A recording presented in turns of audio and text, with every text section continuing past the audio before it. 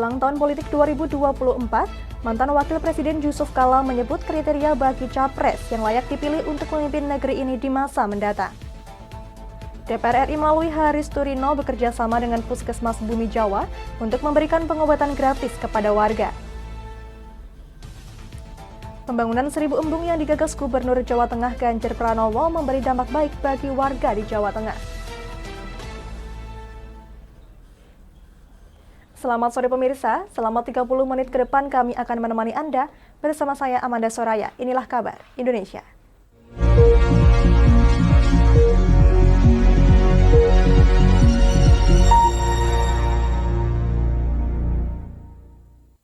Berita pertama datang dari Tegal, Jawa Tengah. Puluhan warga di Kabupaten Tegal, Jawa Tengah antusias mengikuti pengobatan gratis.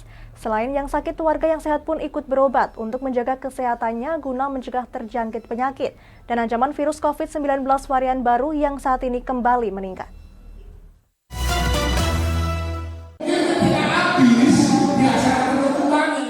Acara pengobatan gratis yang diselenggarakan anggota DPR RI Haris Turino bekerja sama dengan Puskesmas Bumi Jawa, Kabupaten Tegal, Jawa Tengah. Diserbu puluhan warga yang datang dari berbagai desa di Kecamatan Bumi Jawa, antusias memeriksakan kesehatan. Warga akan diperiksa kesehatannya oleh tim medis Puskesmas, mulai dari pengecekan tekanan darah, kemudian tanya jawab soal sakit yang dikeluhkan oleh warga. Setelah didiagnosa dokter, warga diberi obat serta vitamin sesuai hasil pemeriksaan. Saya pensi, terus ya pokoknya badan lah gitu. Iya, yang sakit, ya udah bertanggung jawab, udah sakit gitu. Dapat obat? Iya, dapat obat gitu. Belum makan. Kalau Mas sendiri biasanya kalau obat di mana? Di Puskesmas. Di rumah. Namanya siapa? Jelani. Tak hanya yang sakit, warga yang sehat pun ikut memeriksakan kesehatan. Alasannya untuk mencegah agar tubuh tidak mudah terjangkit penyakit. Pasalnya saat ini kasus COVID-19 varian baru kembali meningkat di sejumlah daerah, sehingga dengan memeriksakan kesehatan imunitas tubuh akan terjaga. Total 287 desa dan kelurahan se-Kabupaten Tegal. Ini adalah perintah dari Ibu Ketua Umum PDI Perjuangan, dan ini adalah program kolaborasi pengobatan gratis Puan Maharani dengan struktur partai, yaitu DPC PDI Perjuangan, PAC, Ranting, dan Anak Ranting, yang saya fasilitasi, di mana saya selaku anggota DPR RI dari fraksi PDI Perjuangan. Selain di Bumi Jawa, acara pengobatan gratis ini juga diselenggarakan serentak di 287 desa di Kabupaten Tegal. Tujuannya untuk memberikan pelayanan kesehatan kepada warga, sehingga warga bisa mendapatkan pengobatan awal lebih cepat sebelum datang ke puskesmas atau rumah sakit. Dari Tegal, Jawa Tengah, Gus Fadilah, Likar TV, melaporkan.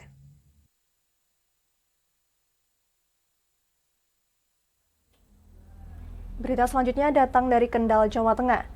Pengurus Cabang Ikatan Sepeda Sport Indonesia atau ISSI Kendal sukses menyelenggarakan event Enduro Challenge yang digelar di Banaran Bike Track Sukorejo, Kendal. Kejuaraan Kendal MTB Bupati Cup 2022 ini diikuti 221 peserta dari daerah Jawa Tengah, Jawa Timur, Jawa Barat hingga luar Jawa.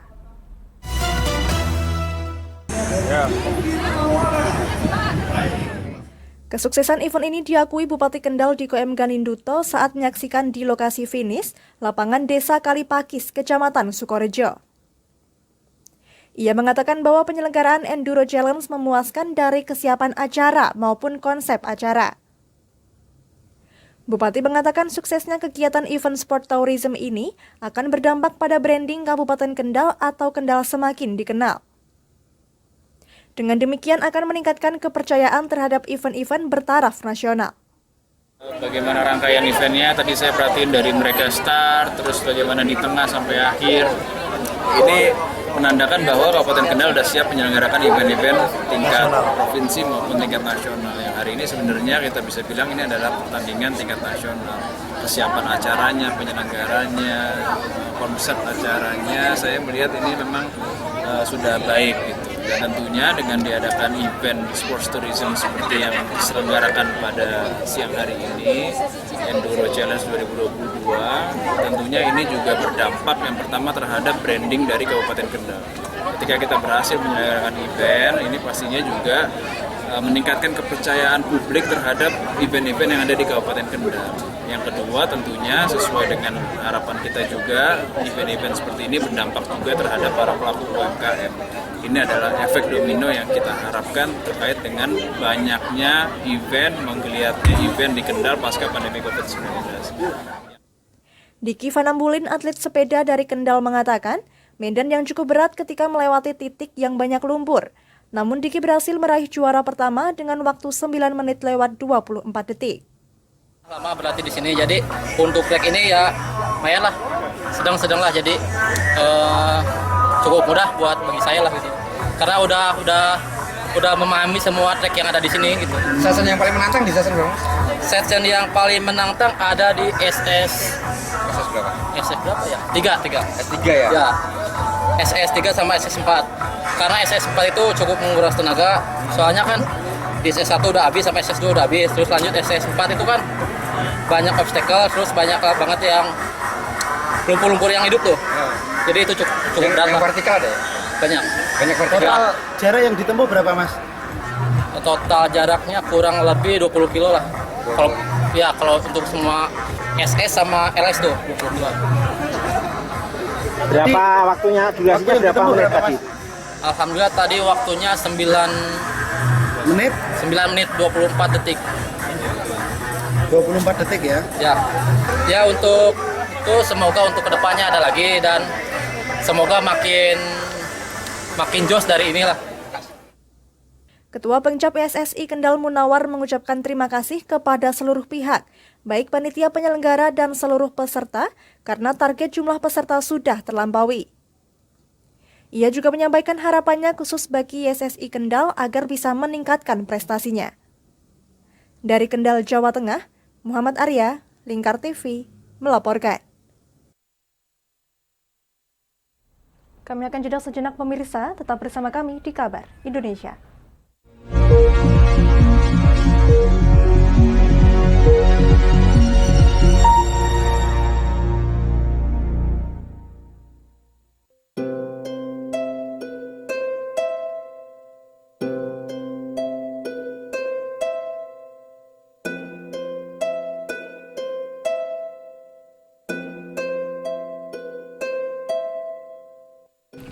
Wah iki yo siaran TV wah apik temenan.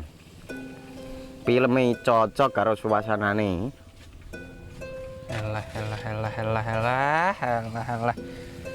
Lah bro ngene iki awan-awan kok. Iki lho nonton TV, Kang. Wah, kenal nedan kowe wong kenang delok HP kok delok TV piye? Wah kurang update kowe iki, Kang. Lho maksudnya piye kok ngarani aku update itu? Iki lho deloken aku nonton TV tenan. Apa kira nonton HP? Wong delok HP ngono kenal nedan apa iki. Iki lho delok siarane. Lho, kok iso ya? Yo TV apa? Jenenge Lingkar TV, Kang. Saiki erane TV kok ngene iki. Kok Lingkar TV nek dia awak dhewe panggone iso nonton TV lewat HP. Kok ngene iki. Ana film-film ngene iku ya? Iya, filme apik-apik kaya ngene iki. Awak dhewe nek sawah leren mbut gawe iso leren ndelok film-film ngene iki. Padha iso ngene iku. Iso, ora ketinggalan karo cah-cah kae. Duh. HP ku kok ora iso tak nggo ngono piye carane iki? Iki lho Rip, tak doi carane. Piye? Kowe buka Play Store. Play Store, Mas. Yo iku pokoke. Play Store apa? Ketik Lingkar TV.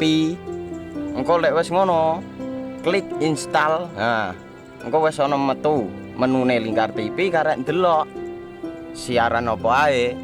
Film-filme apik-apik. Berarti film channel Lingkar TV metu nang kene kabeh ra? Iso. Filme wah cocok karo suasana cara didelok ngene. Oh, wis iki iso iki. Iya metu kabeh ngene TV wah. Iya. Ondiange ya. Makane Lingkar TV filme apik-apik kabeh. Iya, aku ngene kok. Lagi reti iki aku malah. Sekolo, Iya. ana bocah-bocah ajak ndelok. Heeh, ben seru nang kene ya, kawan. Wabek. Rene lo. Tak deloki apik-apik ana film Josh iki.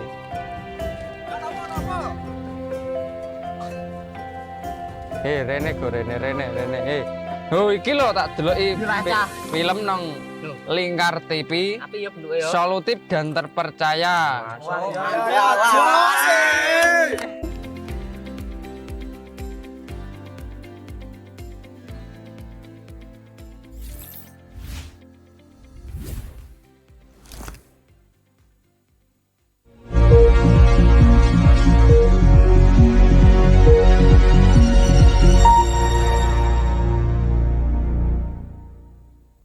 Saat ini Anda masih menyaksikan kabar Indonesia, pemirsa.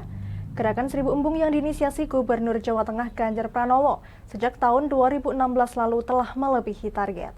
Hingga kini total sudah 1.135 embung dibangun untuk irigasi dan air bersih se-Jawa Tengah.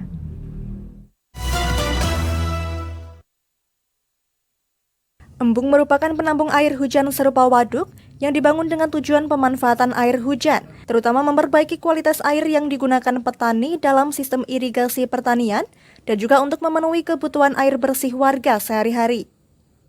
Dengan adanya embung, hasil panen pertanian juga menjadi lebih berkualitas dan jumlahnya meningkat. Pariwisata juga bisa diandalkan di sekitar embung, sehingga kehidupan masyarakat juga bisa lebih makmur dan tercukupi. Manfaat pembangunan embung diungkapkan Sriono, Kepala Desa Gudang Harjo, Kecamatan Parunggupito, Kabupaten Wonogiri. Embung Gudang Harjo mampu menghidupi 95% penduduk Desa Gudang Harjo yang terdiri dari 500 penduduk di 8 dusun. Dana APBD Provinsi Jawa Tengah. Pak, untuk sekarang pemanfaatannya apa, Pak? Oh, pemanfaatnya sangat luar biasa ya. Dengan adanya embung ini bermanfaat oleh masyarakat setempat, yaitu buat kebutuhan rumah tangga, ternak, ada juga buat tanaman, buat perkebunan. Itu sangat luar biasa, kami cukup berterima kasih. Pak, ini digunakan untuk mencukupi berapa warga atau berapa dusun, Pak? 95% penduduk yang ada di Desa Gudang Harjo ini terdiri dari 8 dusun yang memanfaatkan embung ini 95%. Jadi dari jumlah penduduk kami 500, kepala rumah tangga itu 400 sekian yang menggunakannya. Itu. Hal serupa juga disampaikan Mujib, pengelola embung Bansari, Kecamatan Bansari, Kabupaten Temanggung. Warga memanfaatkan embung sebagai destinasi wisata baru di Temanggung, dan dalam 1 bulan pengunjung yang datang bisa mencapai 500 sampai 1.000 wisatawan. Terus tempat wisata itu sekarang ramai dikunjungi wisatawan, Mas? Untuk saat ini ramai pada weekend. Kalau weekday ya ada beberapa. Kalau 1 bulan sekitar berapa orang kunjungannya? Rata-rata 500 sampai 1.000 ya. 1.000 ya. Untuk tiket berapa masuknya, Mas? Tiket masuk per orang 5.000. Untuk parkir kendaraan 5.000, roda 2 dan kendaraan roda 4 10.000. Artinya dengan adanya embung itu juga meningkatkan ekonomi masyarakat dengan wisata itu ya, Mas? Iya, Mas. Soalnya warga sekitar bisa berjualan di area embung dan anak-anak muda bisa ikut bekerja dalam embung ini kan. Terus begini, Mas, kan ada program 1000 embung dari Pak Ganjar. Iya. Nah, di Jawa Tengah kan tersebar termasuk di Temanggung ini. Menurut jenengan program itu sudah sampai ke masyarakat, bisa dirasakan atau belum, Mas? Menurut saya ini masyarakat sudah merasakan ya. Dengan adanya embung, masyarakat bisa yang dulunya bertani bisa berubah pindah ke jualan atau aneka-aneka oleh-oleh. Terus ini, Mas, ke depan nanti rencananya mau dibikin apa, Mas? Apa pengembangan wisatanya seperti apa nanti rencananya? Pengembangan wisata, penataan ruang paling, ditambah-tambah area bermain anak, hiburan-hiburan setiap minggunya. Ia pun mengaturkan terima kasih kepada Ganjar dan juga pemangku kepentingan lainnya yang telah bergotong royong membangun 1000 embung di seluruh Jawa Tengah. Program 1000 embung ini merupakan cita-cita Ganjar untuk meningkatkan kesejahteraan masyarakat Jawa Tengah. Pendanaan yang digunakan untuk membangun embung tidak hanya berasal dari APBD saja, tetapi juga dibantu banyak pihak termasuk gelontoran dana dari pemerintah pusat. Pusat membantu ya, jadi kita kelompokkan dan lebih banyak embung sebenarnya juga bisa dipakai sebagai cara kita mengelola air. Masa air hujan lewat begitu aja, jadi banjir orang marah-marah kan, ya. Terus kemudian kalau itu dikumpulkan, apakah bentuknya waduk, bentuknya embung, ini bisa untuk pariwisata, suplai air begitu, dan tentu saja pertanian yang ada di sekitarnya akan bisa bermanfaat. Maka kita terus saja sampaikan kepada kawan-kawan termasuk di level desa, sehingga di desa-desa itu teman-teman Kades itu kreatif banget ya, mengelola BUMDesnya, wisatanya atau wisata desanya, dan embung selalu menjadi salah satu yang menarik, jadi multifungsi.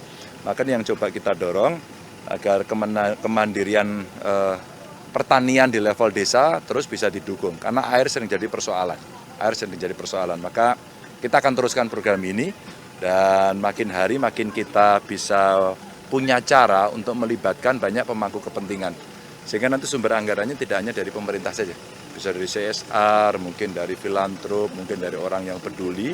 Kita bisa jadikan satu untuk membuat lebih banyak lagi ya. Keberhasilan program 1000 embung ini akan terus dilanjutkan Ganjar dengan melibatkan lebih banyak pemangku kepentingan agar jumlah embung yang dibangun bisa lebih banyak. Dari Semarang, Jawa Tengah, Henufan, Lingkar TV, melaporkan. Ya, jelang tahun politik 2024, mantan Wakil Presiden Yusuf Kala memiliki kriteria tersendiri bagi capres yang layak dipilih untuk memimpin negeri ini di masa mendatang. Menurutnya memilih capres dan cawapres tidak boleh sembarangan. Lalu seperti apa kriteria Pak Yusuf Kala? Berikut liputannya untuk Anda. Bagaimana sistemnya? Untuk menjadi pemimpin Indonesia di masa mendatang, capres dan cawapres harus mempunyai sejumlah kriteria, sehingga rakyat Indonesia nantinya mendapat pemimpin yang baik. Hal ini disampaikan mantan Wapres Yusuf Kala usai menerima gelar penghargaan Dr. Honoris Causa dari Institut Teknologi 10 November di Graha ITS, Surabaya. Yusuf Kala menyebutkan jelang tahun politik 2024 ini, untuk menjadi pemimpin atau capres-cawapres mendatang tidak bisa sembarangan. Partai politik dan masyarakat umum harus cermat dan tepat untuk memilih calon pemimpin bangsa ini. Menurut Yusuf Kala, pemimpin yang cocok bagi bangsa ini haruslah mampu membawa negaranya maju dan makmur dengan beberapa kriteria, seperti diantaranya disegani, cerdas, berpengalaman, dan memiliki track record yang bagus, serta berintegritas tinggi. Negeri ini lebih makmur dan lebih adil. Itu saja prinsipnya. Siapa yang dapat meningkat lebih maju, lebih makmur, lebih adil. Tentu ada kriterianya. Kriteria pertama, tren leadership yang kuat, yang baik. Punya pengalaman yang baik, bermanfaat, punya kecerdasan, dan juga punya track record yang baik, integritasnya yang baik. Perkiraan siapa Pak? Anda yang menilai, karena yang menilai rakyat. Ya, tapi menurut saya ciri-cirinya di situ, kisi-kisinya. Kita tidak memilih sembarangan orang. Pak Jokowi juga mengatakan jangan pilih sembarangan. Ya, kalau sembarangan kita bikin kriterianya. Beliau sendiri jangan sembarangan. Oh iya, betul. Kita kisi-kisinya. Dan siapa yang masuk kisi-kisi itu tentu harapan kita.